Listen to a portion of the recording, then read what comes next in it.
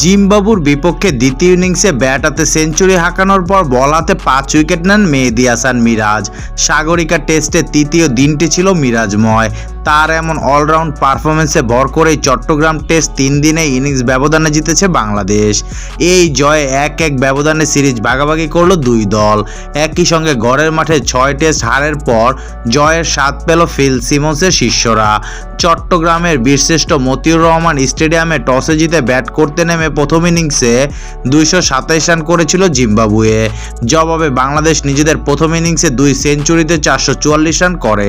217 রানে পিছিয়ে থেকে দ্বিতীয় ইনিংসে ব্যাট করতে নেমে 111 রানে অল আউট হয় জিম্বাবুয়ে। ফলে স্বাগতিক বাংলাদেশ ইনিংস এবং 106 রানের ব্যবধানে জিতেছে। এর আগে সিলেটে প্রথম টেস্টে 3 উইকেট হারের পর সমালোচনার মুখে পড়েছিল নাজমুল হোসেন শান্তর দল। দ্বিতীয় ও শেষ টেস্ট জিতে কিছুটা হলেও তৃপ্তির ঢেকুর তুলতে পেরেছে শান্ত মিরাজরা। যদিও শান্ত হতাশা প্রকাশ করেছে 2 টেস্টে জিততে না পারায়।